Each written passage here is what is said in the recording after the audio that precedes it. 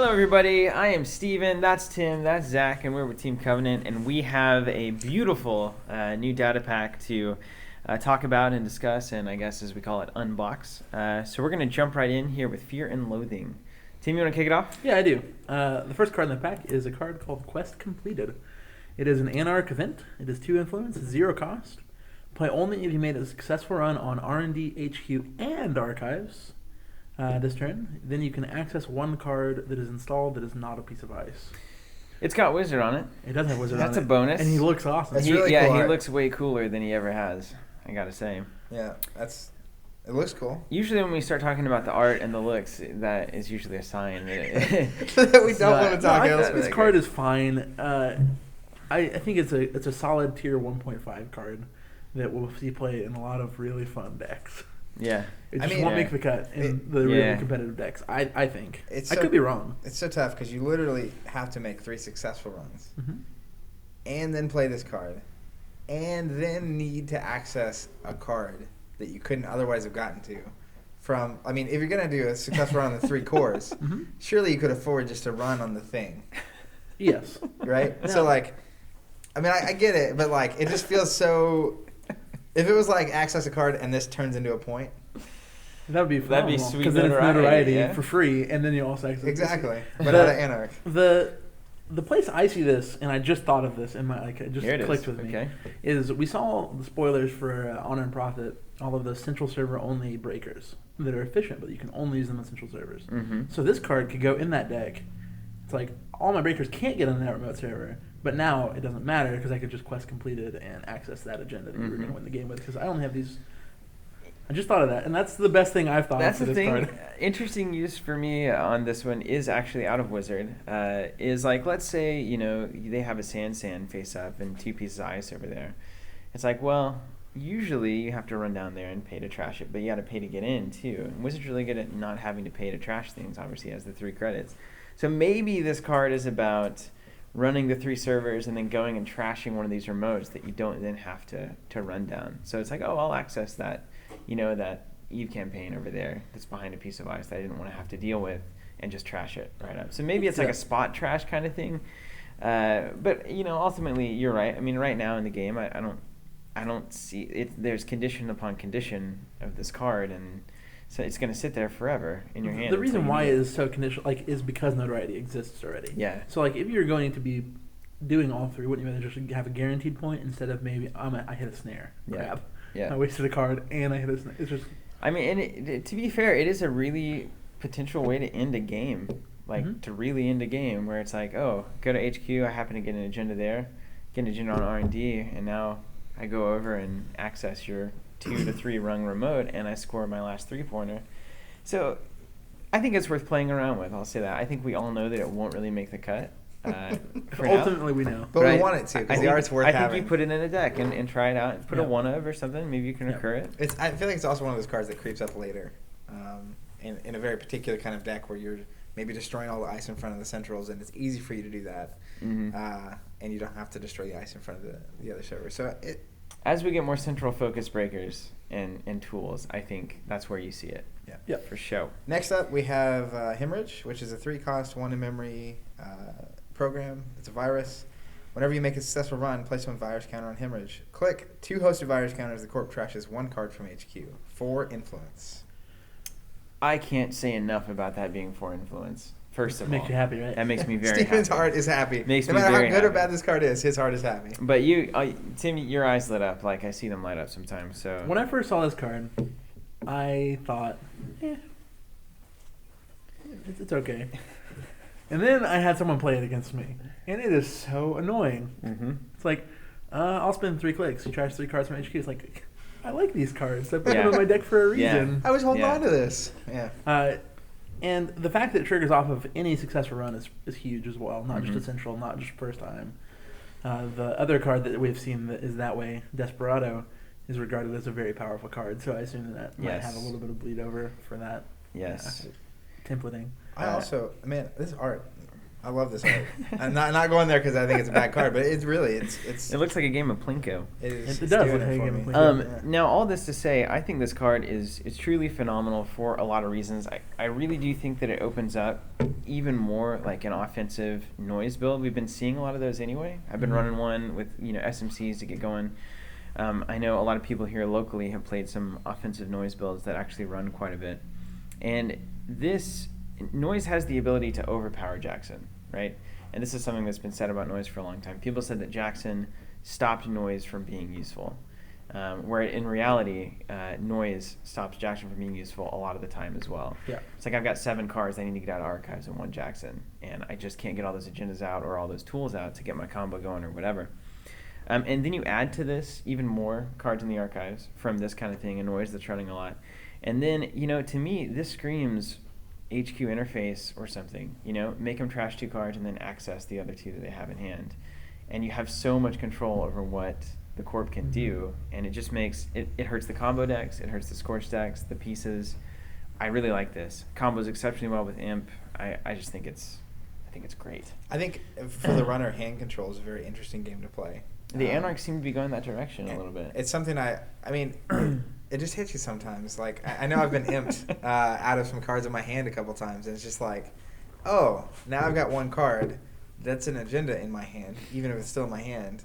And, like, even if you just make them waste turns drawing now. It's a tempo, yeah, it's a huge tempo thing. They're having to draw, which means they could be drawing any number of cards that they don't actually want, like a lot of agendas that you could hit. So I like it. It's 4 costs. I think it's really strong for Anarch to get a card that is so them and really not going to get to see too much play outside of them. Very, very nice. I could also see it in a Wizard run-a-lot build, to be honest. I'll run a lot. Makes a lot of sense there. Let's just be honest. Go run-on, trash these assets, get some counters. Let's move on to Tally Parole. I think this is an interesting card. It's a 2-cost unique resource. Use a connection, which is nice, so you can search for her. You have 3 influence on this card, and it says whenever a Grey Ops or Black Ops operation is trashed after resolving, you may give the Corp 1 bad pub and take 1 tag, and then you can trash Tally to draw a card for each bad pub that the Corp has. It's an interesting little piece, I'll say that, right? It doesn't scream, oh my gosh, but as you think about it more and more, this could be a really useful one of. I think that it is a really good meta card. You can make really good calls by putting this card in your deck. Like, if subliminal messaging gets really popular and everyone's running, it's like, well, okay, well, I'm just going to put Tally Parole. Are you going to keep, like, I don't care about tags. I have Classic Crete, and then I have 6 other resources. Yeah. You're really going to trash them? Okay, go for it. It's just one of those things that you can just get really annoying with your deck, playing a resource tag menu, just because you have all of these resources that aren't, like, game-breaking, and you don't want to spend the click and 2 credits to trash, but the sum of all of the annoying little parts is just like... Yeah. I hate you. Yeah, it does seem to fit in pretty well to an Anarch tag me style deck. Probably run Data Leak Reversal and just stacking tags up. And then, worst case scenario, you get a bad pub out of it. If they play a Grey Ops, which is cool, take a tag that you don't care about, and then you can draw a card for each bad pub. That could also save you on a Scorch could play. Save you from a Scorch. Which they play the first one, serious. You take a tag and give them a bad pub, and then you trash her to draw that card. Or more cards if you're playing against Grendel or you're playing against Weiland that scored some agendas. Sometimes Weiland, you're just looking at 2-3 bad pub, 5 for Grendel, or 6 more. for Grendel, I've had way more of them. That becomes an anti-Scorch card at that point. So I think it's really cool. It's a nice little piece. I think it's a cool card. Yep. One of those that's just going to stick around and... It's just always going to be there. Just always kind of hanging out. Up next, we have the first criminal card of the pack. Ooh. It is Executive Wiretaps. It was a 3 influence event. It is 4 cost and a double, which means it costs an additional click to play. You reveal all cards in HQ. I like it. What? I mean, I like it. It's just, it's never going to make the cut. No. Like, there are games where it's like, man, if I could just see every card in HQ, I just keep hitting that wall static. I keep hitting that wall static. What's in there? Yeah. And then it's really like, hard to well, go 2 I'm clicks just not with 4 going to money. put, 6 resources into this. Especially whenever you have the expert schedule analyzer in faction as well already. Yeah, and that's a more permanent solution. For that, And I mean, yeah. Now, Starlight Crusade funding. This card gets better. Huh? We keep saying it. Eventually, we're not going to be joking when we say that. Also, all this stuff's going to go in, and we're going to look be at like, all my free clicks. But yeah, I think you're ultimately right. I think these resources generally are going to go towards making those runs instead of taking a look to see if it's worth making and then maybe making. Because, I mean, you got to think by that point, you're 2 clicks in, you've seen the cards. It's like, okay, I've got 2 clicks left. At best, I can maybe run the hand twice. I could run it 4 times if I didn't play this card. I mean, I see it as you don't think there are any agendas in HQ, and you're able to get the R&D lock on. Mm-hmm. So it's like, let me just double check. Yeah. Make sure you don't have the Great points example, in hand, the Jin's Jin's Veen finals. Veen game, yeah. If Veen had this card in his deck, we probably would have a different world champion right now. Yeah, I mean, it is interesting to know that you can at any point know what's in their hand, and then if you start hitting an R&D lock at that point, the game's it's yours. I mean, until they can outdraw. I mean, that's what any of the reveal all cards are, but you can also do that with Expert Schedule Analyzer and then override it. Or yeah, interesting card. So next up, we have a console for the criminals. It's 11 cost, unique Blackguard. 2 memory. Whenever you expose a card, the corp must res it by paying its res cost if able. Limit 1 console per player. 2 influence. The power of the focus mind is a power beyond comprehension. How good. So Tim, you've been interested and invested in this card long before it I have has loved come this out. card from the moment that I saw it. From the moment it was conceived. And it was I think at the time you were ridiculed a bit. I was. Grant said no. Wow. I was like, no, it's not going to be good. 11 costs. What are you going to do the first 5 turns? It's like, I'm going to play criminal. So I'm going to do. But I've been playing this in my deck almost exclusively since it came out. I've probably played 25, 30 games with it. I've lost 2. Seems good. Those games, Blackguard was in the bottom, like 7 cards, all 3 copies of it. Oh, it seems important. Well, you have a lot of exposed in your deck. A lot of dead draws. I mean, I've witnessed it. I've seen you play a lot. I've actually played against it, and it's really crazy what happens once you get this out in like a snitch, and you just run on every piece of ice, forcing them to res it. It's such Snitch control. Snitch is the MVP of the deck. How about Snitch becoming an MVP of any deck? Awesome, first of all. It's great. And it's like, oh, Satellite Uplink is like the bomb card in this deck. Both of those cards are very good. They're very strong. Talk about like just good design. Ultimately, yeah. This is like, oh, it comes back around. All of a sudden, these old cards are awesome. Man, you just poke. It's like, oh, yeah. What's that? Okay, you res it. It's just such money control. I mean, I had a game I was playing against Tim, and he ran, snitched, toll booth, made me res it. He'd already run successfully in my hand. He shut down my toll booth and ran it again. Oh, man. So it was like, hey, pay 16 for a toll booth. And out of money now. Just totally out of money. And then it's like, what do you do? It's like, all right, my next turn, gain 3 money. You don't restructure. That's what you do. It's like, next turn, I'm going to gain 3 money. And then next turn, he's like, okay, I'm going to run wherever the heck I want. I was playing against someone that was running a Grindle deck, and they had about 27, 30 money. The next turn, they had 2. Boom.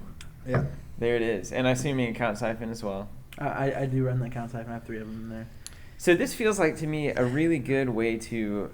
So if I'm looking at Desperado and I'm just thinking about Criminal, Desperado to me is a very phenomenal, like, early game, mid game card where runs are easy and cheap. You're getting that money back, and it's kind of, it puts your curve just always higher. Yeah, it's just constant. Until the very late game where maybe the corp you can't quite get in as easy as possible, which Criminal can hit that wall. But Blackguard to me feels like a mid game to late game control card. Mm-hmm.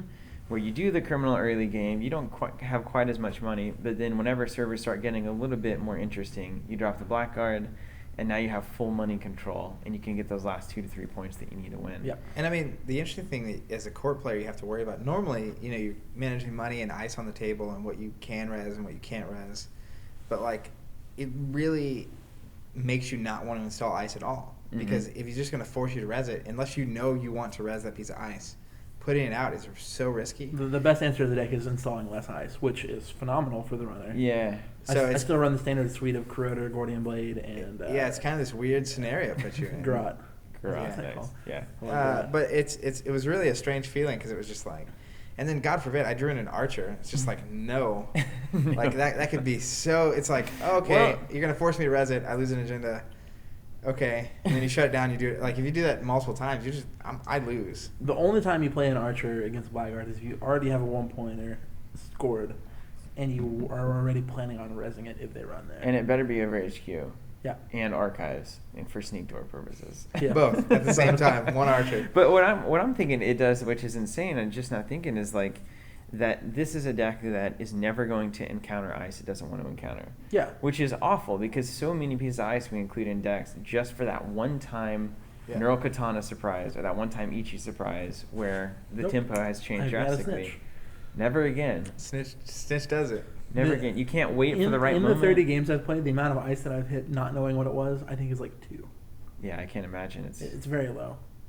I was playing a game yesterday where I snitched it, forced him to res it, ended the run, inside jobbed, snitched it, broke it, and then got in the server.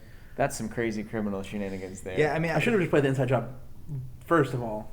I wasn't thinking correctly, but inside job, you have to res it. I'll bypass it. I mean, you drain some money, nothing else. Yeah, it's I think this is a totally new style of play, and we don't even have Silhouette yet. When Silhouette comes out, I think this is just... I think Silhouette is really going to just make... If that 40 card deck size lets you find the Blackguard. So this is going to be the new hotness. I mean, I don't know. You going to pave the way for this one? I hope so. I mean, I'm gonna play it a lot, and I'm gonna love it. It's really cool. I'm interested to see where this one goes. But talk about a great flavor, right? I'm excited to see a new criminal style. The thing that is like you just said, like it's not the standard criminal. Yeah. And that just makes me so happy. Yeah. It's just like it's a good diversity. A different play style. Yeah. I'm gonna control your eyes. It's like, ever evolving. It's what we want. All right, we got a 4-cost Cyber Solutions mem chip, hardware, +2 memory, 2 influence from the Shapers. Standard issue. I don't think there's much to say about it. It's going to go in the right decks at the right time. Yeah. Other than that, it's not going to get in there. Probably replaces Dyson's unless you're doing like Underworld and Link. Yep. It's just a good card. I mean, it's not for every deck, but it's not. We call cards like this standard. This is the equation that you use to determine how much MU should be on a card. Yeah. 4 costs, 2 MU. Yep. 11 costs. It's a fine card. Okay. It is fine. Fine. All right, up next we have Alpha. It is a 7-cost, 1 MU Shaper program, 3 influence. It's an Icebreaker AI. It's 1 strength. It is a credit to get strength and a credit to break subroutines. You can only use it on the outermost piece of ice protecting a server. So the first piece of ice. The Alpha. That's cool. I like this card a lot. Yeah, I mean, you're looking at another new avenue that Shapers have to just be cool, you know? Yeah, for sure. It's good. Yeah. 7 costs is pretty high, starting at 1 strength. I mean, it's efficient, but it still is pretty low. I mean, it's a very niche card. It's not niche. It's not for every deck. But I mean, I'm just picturing this, especially early game, where it's just like all there is outermost. Yeah, it's just outermost, and it really changes the way you position your ice and whatnot. So I don't know. I mean, I think it's cool. I love seeing Shaper like cool ways of playing, and of course at 7 cost you have to be expecting the test run / scavenge / do the things with the ice. The thing about this card that it really does, whenever you use it in concert with another card we're about to see, is every server has to be 3 ice deep. Yep. In order for it to do anything, to have a chance of keeping me out, unless you have Swordsman. But that's Swordsman.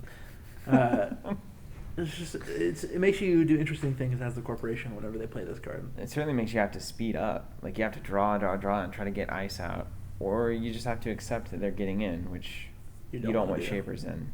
Not in R&D. I mean, you're going to get indexed and keyhole. Heaven forbid. Let's get to the next card because I think it's important to the discussion. It's another Shaper Breaker, 7 cost, 1 MU, Omega. Program, Icebreaker AI, 1 credit to break ice, 1 credit for +1 strength. It's 1 strength starting. Use Omega only on the innermost piece of ice protecting the server. So this is what Tim was referencing. Yeah. Both these guys out means the first and last piece of ice, you have a really efficient way to break. Which is interesting. You know why I like this? I really like both of these cards. In early Shaper, it looks really good to me.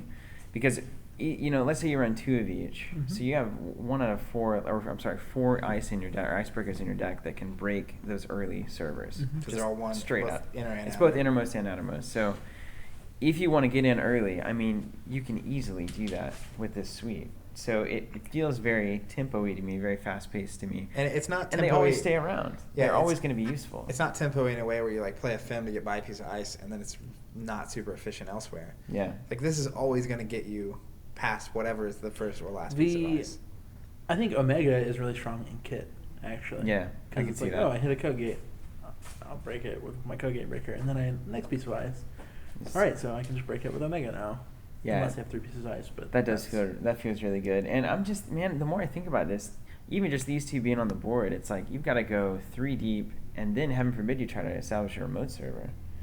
That's just you're getting no love on the remote. You got to have so much ice to do that. This may be trying to do a little too much, but at the same time, like I'm picturing, a lot of times you see at a Kate ice distraction, and it's like, if you can keep them at 2 pieces of ice, you can pretty much always just get in. That can do. Oh, it absolutely can. Especially everyone's running nonsense ice right now. Just like there's either the deck that runs huge Bioroid and Weiland stuff, or there's like the NBN rush decks that run crap ice. Enigma. Yeah, it's just like little weird ice trying to rush it out. You know, a lot of Weiland decks do that as well when they're going for Scorch. So I mean, I think you can keep them down to 2 ice and then just get in all the time with these 2 guys instead of Sweet. This is good for Shaver. I think it's cool. I dig it a lot. Really good. I dig it. But it's not super cheap also. Let's keep that in mind. He starts at 1. You got to pump it. So it seems balanced. Let's talk about Blackmail. It's an event. It's neutral. It's 1 cost. Play only if the corp has at least 1 bad pub. Make a run. The corp cannot res ice for the duration of this run. I love this card. I'm surprised. I love it. There are so many corps that are just floating bad pub right now. So many. NBN does it with Muckraker. Weiland does it because it's Weiland.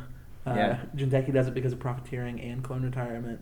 The only one that doesn't really do it that often is HB, and they still do it with Fenris every now and then, or Grim. It's just one of those things that, like, the amount of games I play these days where the corp doesn't have at least 1 bad pub, it's very little.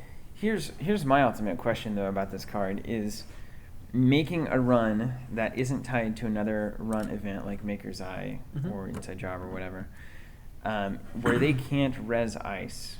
How ultimately useful is that in this meta, particularly, where I just don't see, maybe 50% of the time, there's a remote with some unresed ice on it that might have an agenda behind it. Other than that, we're looking at scoring out of hand or checking agendas for flatlines. I mean, is them not resing ice really that big of a deal? I think it is. On a run? I think not every game. And I mean, every game is different. Like, some games are just like, this card is not really that useful right now.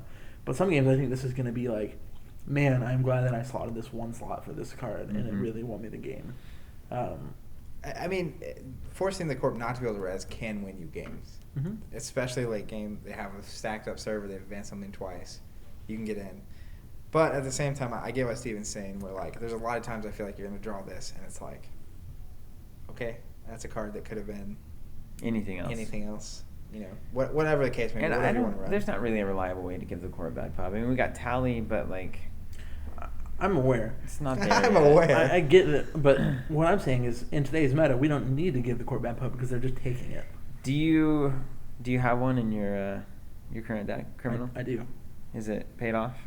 See, I haven't played with it yet. I haven't messed around with it at all. So I feel like this could be particularly good if your deck struggles with decks that are going to be taking bad pub. Like, I feel like this could be particularly useful. Like, it feels like one of those cards that fits into a deck after the fact. It's like you don't build it and think, oh, this is great for this deck, as much as it's like the decks I'm finding myself losing to are Weiland Big Ice. That is a deck that people lose to a lot. Yeah. It is, and they get bad pub. So if that's the case, I think this fits nicely. If that deck is not a problem for you,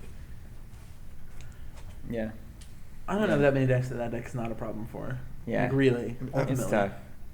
I think we're just getting there's philosophical differences between all 3 of us, which is great, I'm sure there are for everyone watching as well. I hate conditional cards like this so much. I'm typically not a fan. But I know that there will be times where it'll be played against me and it'll destroy me. Or I'll see somebody else play and I'll be like, that's great. But what I will not see is the times where it's sitting in somebody's hand for 7 turns and then it actually does well for them. You know, it's like, was that worth it? Was that dead card for 7 turns worth the eventual run for 2 points? Sometimes yes. A lot of times no, maybe. Yeah. But yeah, I think this one's right down the line. I think that's, again, a sign of good design. Is that it's not cut and dry whether this is an include or card. not. Yeah. It's interesting. at worst. And we'll get more with Bad Pub, I think, as the game goes on. So it'll keep getting more cool. Up next, we have blue level clearance. Looks good. It's a 2-cost HB operation. It's 2 influence. It's a double, and it's a transaction. As an additional cost to play this operation, you spend a click, gain 5 credits, and draw 2 cards. Have we mathed this one out? 1, 2, 3, 4 for 7. It's something. Yeah.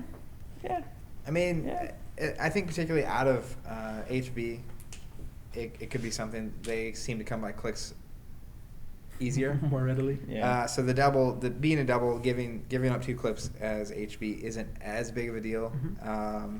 It's a money card. It is a transaction, so it could go into the standard old Weiland deck. But it is 4 for 7. I think this card is good, even better in Cerebral Imaging. Mm-hmm. The corp that wants cards and money. Hey, you get both. Yeah, this seems good. It's really good. I mean, green level's 1 for... there are 3 credits in a card. 3 in a card, and so you gain... So 2 for 4. This is 4 for 7. Math checks out. Yeah, it's... I'm gonna give my approval on this card. I think it's fine. I don't think it's mind blowing. It's gonna go in decks and it's not gonna go in decks. The 2 influence. Those are the 2 options. Nice. Yeah, if it were 1, it would be different, but I think 2 influence keeps it about where it needs to be. As far as I mean, it is a transaction, so Weiland can play it for 6 credits. Makes it good. Looks solid. All right, next up, we have an HB upgrade. It's 3 cost, strong box, not unique. 2 influence, 1 trash cost. Reads, each time the runner accesses an agenda from this server, he or she must spend click as an additional cost in order to steal it. This applies even during the run on which the runner trashes strong box. Little red herrings, but with a click. HB red herrings. I like it. It makes it harder to get into that server, especially if you were planning on clicking through some ice on the way, and then you get there. Or if you already did click through some ice, And then you get there, and then it's just all of a sudden, oh crap, I don't have a click. Yeah. See ya. Oops. That can be devastating too. You click through all that ice. Maybe you take a brain damage. You're like, I'm gonna click through this Heimdall. Yeah, click the Heimdall, and then you see an agenda and you can't score it. Yeah. It's also, I think, combos well with the River Valley. Yeah, absolutely. Hasn't seen a ton of play, but I think it will eventually. Yeah, this kind of server is nasty. Truly nasty. Like, spend 2 clicks to run here. Ugh. GLHF. Good luck. Yeah, that's good. That's a cool card. I'm down. It's got a lot of potential, especially the fact that you can stack them, right? I mean, it's non-unique, so... Oh, that's neat. Ouch. It's like, yeah. Put an RSVP in front of that. See ya. All right, let's move on to Toshiyuki Sakai. Or Sakai. I don't know. Sakai. 0 cost asset executive, 2 influence, 2 trash cost. He can be advanced. He looks amazing also. He's really cool. Holding a sword like that. The stuff. If he's accessed while installed, you may swap him with an agenda or asset from HQ. The new agenda or asset is installed unresed and keeps all advancement tokens on him. So basically just transfer the tokens over. The runner can choose not to access the new card. I don't like this card. Talk about a Jinteki mind game. Now, there's been a lot of interesting talk on this that we've had in store, and I know that Grant said as much a long time ago, and we were kind of like, oh, interesting. He was like, well, I was already prepared for the consequences of a trap anyway, so I'm always going to access the new card that goes down. But talk about taking some risk out of the Jinteki trap game, or any trap game for that matter. If you think about HB, right? Like HB is doing... I've seen a lot of cool like Project Ares stacking and just like over advancing stuff, mandatory upgrades, cerebral, basically all of the traps and all of the high advanced payoffs. And so normally the problem with that is that there's a risk, obviously. Yeah. What if they steal the agenda? And Toshiyuki makes it a bit different, right? It makes the runner's head a little bit different. You can put him down with 5 advancements on him. Can you afford now to access the card that goes in from HQ at that point? Well, how often are you running on a 5 advance card? Yeah, rarely. I don't think you can. I mean, and are you really going to advance this guy 5 times is the question. Yeah, totally. Because, like, you can't just trigger and swap at will. It would be different. That'd be nuts. It has to be accessed while it's installed to do that. So I think if it was like, hey, you can swap this anytime you want, this guy's phenomenal. But as it is... I get it. It's like, why wouldn't you just have a trap instead? Yeah. And it's like if they ran it, they ran it. Or an agenda, like your Jinteki. I agree. Or I'm not going to put this in my decks. The other thing about this card is deck slots in Jinteki are already so tight. It just is so hard to fit more cards in that are not going to be that optimal. Yeah. I think. Maybe he's an insert a black card. I don't know. The answer to Blackguard is I bought loyalty. I mean, I want this guy to be great. His art is phenomenal. It seems good, and then you really think about it, and it's not. Yeah. I think it's interesting, and I'd be curious to see if there aren't. I would want to keep an eye on him based on what future traps come out, because it may be important to be able to swap something down. I don't know. I don't know what it is. I just thought of. There it is. Whirlpool Bullfrog? No. Send him over? False. No. Yeah, incorrect. The thing I thought of just now, I've clicked in my brain. I know there's something there. Is you can do it with Plan B. What's Plan B? It's the card from Honor and that Profit. Card we've never seen. Oh, it's not out yet. Okay. You can advance it. Mm-hmm. And whenever the runner accesses it, you can score an agenda for however many advancements are on it from your hand. So you could Plan B. Put him down. This. Yeah. Access it, and then you score an agenda. And then you score an agenda. That's something. That's a string of things, though. I mean you're already playing Jinteki, so. Hey, maybe there's plans for this guy. Let's just say that. Let's hope that there's. He's also an executive, worth noting, because you can do something else with a card that's in this pack later. Okay. We'll get there. It's interesting. I mean, I think there are cards that could come out that could make that ability really useful.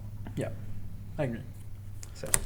All right, up next we have Yagura. It is a 1-cost, 0-strength code gate. It is AP. Has 2 subroutines. Look at the top card of R&D. You can add that card to the bottom of R&D and do 1 net damage. I like this card a lot. Classic Jinteki Ice. I dig it. Classic Jinteki Ice. I was actually able to use this, and the ability to put that card on the bottom of R&D was you use it against me. Phenomenal. It's like, oh, okay, that agenda's going to go down. Or it's like, that's a snare. We're good. This is a really nice little early game piece of ice. Yeah. I love it. I think you'll only see it really in Jinteki. It's not even that bad late game. Like, it's just a little taxing 1-cost piece of ice. If you're not playing Yogg, it's like, oh, I have to pay 2. Yeah. Oh. Annoying. Yeah. And they have Yogg. It may as well be any code game. It doesn't matter. Like, they're going to get in, so it doesn't matter. Yeah. So I like that card a lot. I really the art's really good, too. Yeah. Anyways. Thumbs up. Next up, Jinteki Operation. 0 cost. Restoring Face. Trash one of your installed psyops, executives, or clones. If you do, remove up to 2 bad publicity. It's 2 influence. That flavor is so good. Yeah, is this actually in a deck? Is this in the deck? It's not yet, but it definitely could be. Yeah. Down the line. I could see Weiland running this card easy. Mm-hmm. I don't really care about my Jackson. I'm just gonna kill him, and then I'm saving myself in number of credits. Yeah. Yeah. Certain Weiland decks will, certain won't. Obviously, like if you're trying to be taxing, if you're trying to be a Glacier, like they got to spend so much money to get in. You definitely don't want bad pub. And then also on top of that, like, we have no idea what's coming in the future. Yeah. Like, Jinteki could get a really mean bad pub game. And it's like, oh, sure, I'll kill my clones. That feels very flavorful. You might have a card that's like, feels whenever a clone is killed, do X. Or whenever this card is trashed, do something. Like, there's lots of things that could happen. It could even be an identity based around that. Killing Wouldn't that be clones? cool? Killing clones? It could. Our minds could be blown. I think that's a cool card. Removing bad pub, I think, will be important. I think a lot of decks need that at some point just because of the abilities that come out, and I think you'll see it. Yeah. Bad pub is bad. Yes. It is so bad. You don't think it's as bad as it actually is. It's as bad as it is. Especially when you're playing as the runner, you realize how awesome bad pub is, truly. It's like, wait, I get that money every run? Every run. Excellent. Yeah. Every single run. It's pretty ridiculous, so I like it. Who's got it? Market research? I'll take it. I'll take it because you're Mr. NBN. It's so good. I love this card. 4 advancements, 2 points. It's a new agenda for NBN called Market Research. If the runner is tagged when you score Market Research, place 1 agenda counter on it. It's worth 1 additional agenda point while it has an agenda counter on it. This card's phenomenal. Let me explain. So good. Let me explain why this card is so good as somebody who plays NBN a lot. You have a lot of weird things conflicting whenever you're trying to build an NBN deck. Giving tags, punishing them having a bunch of tags, and punishing them for not taking tags. There's a lot of, you have to try to punish them for doing anything that they end up doing. And so a lot of times if they don't take tags and you're full of closed accounts and psychographics and scorched earth and they just aren't taking tags, then you don't care. If they are taking tags and you have data ravens and hunters and stuff, that ice is now dead and doesn't matter. So it's kind of a weird little middle ground, but what market research does, it gives every NBN deck a reason to make the runner drop tags, right? You just don't want to have a tag because now we have a more or less every deck might have this card kind of thing, where I could run, all of a sudden Data Ravens, even if I'm not doing any other tag punishment whatsoever, I have nothing else. It's like I have 2 Data Ravens in the deck, and you have to respect those tags because maybe I'm running a couple market research. So this is a 3-point agenda you don't want me to have. So I like that we have options that aren't really taking up deck slots, that are rewarding you for having tags on the runner. That's really good for me. Yeah. Obviously, this slots amazingly into like a big mid-season Psycho build. That's what I'm doing right now, which I love. It's really fun. 3 Astros, 3 market research, and 3 project deals, and 2 Astros. 2 breaking news for me, yeah. Yeah, that's what I'm doing too. And then it's 3 Psycho, 3 mid-season, and then however else you want to build it from there. However else. I mean, I often win by scoring 2 agendas. Mm-hmm. I mean, it's just like a market research. That's what I've been doing too. It's awesome, isn't it? It's great. Don't you feel like NBN? You're just like, oh yeah, we've got fun. this dude monitored, and let's just score out these 7 points, and we're done. Like, Psychographics has become a beautiful card, and this has a lot to do with it. This is awesome. That's great. I mean, it's super solid. Let me just again, NBN is a faction of agendas. Like that is the reason they have the greatest agendas on the face of the earth. This is so good. Market this is research. undisputable. So good, all of them. I will not dispute They're phenomenal. this fact. All right. Up next, we have Wraparound. It is a 2-cost, 0-strength barrier. It's an NBN, 1 influence. If there's no installed Fraktur, which is a barrier breaker, for those that are not aware, Wraparound gets +7 strength. It has 1 subroutine to end the run. It's so good. So basically, this messes with all the non-actual barrier breakers. It messes with all the AIs and parasites. The more important thing is that this is an NBN in faction ice wall. Yeah. Which is unbelievable. Yeah, and it really can't good. be burned. I mean, like I was playing against Bruggles the other day. He was doing his ice destruction Kate thing, and he had to include one. I think it was Inti. Mm-hmm. He includes one of those just because Wraparound exists. Otherwise, it's a 7-strength barrier you have to burn down, and that for 2. Yeah. It's like I'm gonna win that game. So. Yep. That's I a really love cool it. piece of It's ice. really good. Answers a lot of things. Yeah. I'm in. Next up, we have a new Weiland Identity. Grendel, Power Unleashed, Identity Division, 4510, cutting the influence down to 10, which is a big deal. Good. The ability is you start the game with 10 credits and 1 bad publicity. And I want to say, the moment I saw this card, I was so happy. I immediately in my head, it's like, you play Weiland, it's like, oh, I gain 1 every time I play an operation. I'm the money person. It's like you immediately get that benefit 5 times. Yeah. Start the game. Obviously, you have bad pub, which is another. That's the thing. And all its influence. But I think the biggest drawback is the 10 influence as far as what you can run. But I feel like that's not that big of a deal once the card pool gets to a certain size. Well, that's true. If we look at the state of the game right now, of any corp that doesn't need to go outside of itself, it's Weiland. I mean, they already have so many tools in-house. They have good ice. Now they have tons of those. The combo pieces are all Weiland, Scorch, Power Shutdown, Punitive, like all of that. You don't need to go out. Like, as an MBN or a Jinteki player, we have to go outside to fill holes, and I don't feel like Weiland. I feel like all their holes are filled by Weiland itself. Yeah. No jokes, please. I love this ID. I think it's a really cool identity. I don't think it's too good. I think it's interesting. It's a different way of playing. Just the thought of starting the game with 10 money is so awesome for me. Grindel's really into restructuring. Turns out they just can't make up their mind how they want their company, but yeah, restructure. I saw this card originally. It was spoiled a few months back. It was using the plugged-in tour, and I was like, oh, it's good. It's okay. Sure, money, whatever. I never played. I didn't play against Stewart at the plugged-in tour or anything like that, so I didn't experience it firsthand. And then I built a deck with it just because I wanted to try it. And then I realized, wait, I have how much money right now? It's turn 2? Yeah. Like, you can't run. Yeah. Like, the threat of me killing you is, way too high. It's so hard to outmoney the corporation. Yeah, I mean, it's one of those things that, your advantage could easily be taken away from you with some money denial or, Black Guardian snitching, making you red stuff. Blackmail. Yes. Start the game with a bad pub.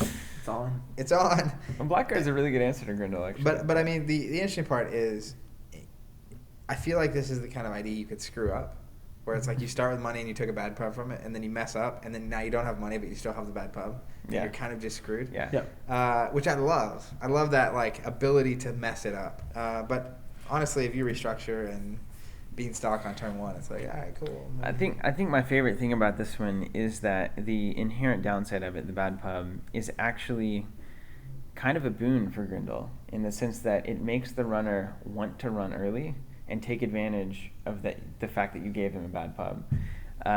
But you want them to run early because you're a C-Source and Scorch ×2 away from just winning at turn 2 or 3. So it's like the runner can't run early, like Tim said, because the core has too much money and could have the combo pieces. But if you don't run, you're not. There's no downside to Grindle. Yeah. You're not using that bad pub. And people are already hesitant against Weiland. Oh yeah, because of you gotta dig. The combo. You gotta dig the whole time. It's kind of funny because it's like, yeah, I'll give you a bad pub. I dare you to run. Like I know my Weiland deck right now before this was, I want you to run. Yeah. I want you to score. Come get the points. It's great for Glacier too. Yeah, it's very strong in Glacier. I'm gonna give this one 2 Talk thumbs about up. an identity. I love that idea. And Talk about the art again is phenomenal. So. And is everyone running Imp yet? Has that happened? I'm running Imp. Can we get everyone to run Imp? Well, I have a deck based around Imp. It's Imp's just good. necessary right now. It's Imp's just good. so necessary. Ooh, I love this name and this art. Oh, baby. Vulcan Coverup, 3 advancements for 1 point. That's not great. When you score it, do 2 meat damage. That's fantastic. That's pretty dang good. When the runner steals it, you take a bad pub. I love this card. I think this card is perfectly and expertly balanced. I really do. I love it. This is the art for the World Champion playmat, wasn't it? Yeah, I think it was. I think it was, yeah.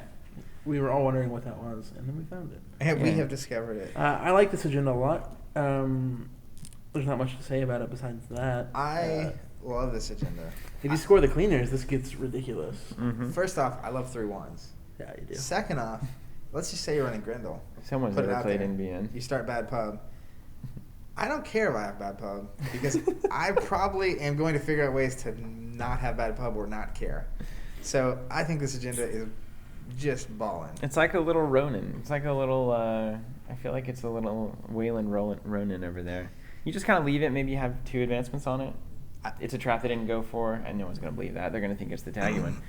But still, it's just sitting over there. I mean, 2 meat damage, C-Source, Scorch, Score. Yeah. I do it all the time where I will literally, I have an ice or 2 in front of it, I install it, and it's like, all right, your turn. My turn comes, like, all right, you either run it and get a point, and in this case, a bad pub, or I just advance it and score it and do 2 meat damage, which I'm down with. Let it be known that the magic number, of course, is 9 if the runner has a Plascrete out, 5 in hand and 4 on the Plascrete. And if you do this and then C-Source Scorch, it puts you at 10. 10 meat damage. 4 and 8 for the 2 Scorch, and then 2 from the Vulcan Coverup. So if you do have this advanced over to the side 3 times, you just leave it there. and they haven't run it, you can flip it up and then you can combo them out with a full hand and a Plascrete out. So just something to be aware of. Unless not 2 Plascretes. You have a cleaner scored. Oh my god, yeah. I don't know. I love it. I think it's going to get used. I think there'll be ways to abuse it with the cleaners and other ways. But doing 2 meat damage when I get a point, I'll take that all day long. What do you think, Tim? Refinery? I think that this is a good card. It is Grindle Refinery. It is a 0-cost asset. 2 trash costs, 2 influence. It's a facility. It can be advanced. Use a click and you trash it to gain 4 credits for each advancement token on it. Man, I love this card. It's phenomenal. It's really good. It's like install really advance. Do you want to run it? Sure. Okay. If you run and pay to get there and then pay to trash it, that's fine. Yeah. If you don't, my next turn, I'll advance trash and I'll gain 16 and we'll call it a day. Or you just advance, pass. Like, yeah, if they don't run it on 2, they're not running it on 5 until they're like, that could be a refinery, in which case maybe your deck has ways to punish them thinking it's a refinery. I don't know, it could be a June bug or something. But talk about a card. I love that card so much. Did Kentucky run this? It can. You think it's... I feel like it kind of slots into that. To me, this card is a replacement of Melange. Yeah. It does what Melange does in a different way. Without having to spend a whole turn every... Yeah. Yeah, a whole turn for 7 isn't so hot anymore. I mean, we can do that with transactions now. I mean, I mean, there is still something said for Melange behind some ice, and then it's just like 7, 7, 7. You gonna run yet? 7, 7. No, you can't run because I have 1 million money. Or you could just restructure credit. I mean, your choice. Well, you could do both. Anyways. A good card. Last up, the finale of the pack. Neutral corp card. 0 influence, 0 cost. Subliminal messaging. The most likely card to be misinterpreted in the game of Netrunner right now, I think. It's an operation. It's Gray Ops. We'll go over it. Gain 1 credit. Gain 1 click if you have not played another subliminal message this turn. So you basically play it, get a credit, get a click back if you haven't already played one. It reads, if the runner did not make a run during his or her last turn, you may add subliminal messaging to HQ from archives when your turn begins. So basically, if it's in your discard pile, if they don't make a successful run, you get to put it in your hand. Not successful. Doesn't have to be successful. If they don't make a run, you get to put it in your hand, you get to play it, and so on and so forth. There it is, yes. So if they have to make a run of some kind, or you're going to get it back and get a credit for free. And that's for the rest of the game. Yeah, every turn. This card is really good, I think. It slots in as a one-of in a lot of decks. It's a one-of. Yeah, I mean, like, I drew it? Sweet. I have a drip economy now. Yeah. You trashed it.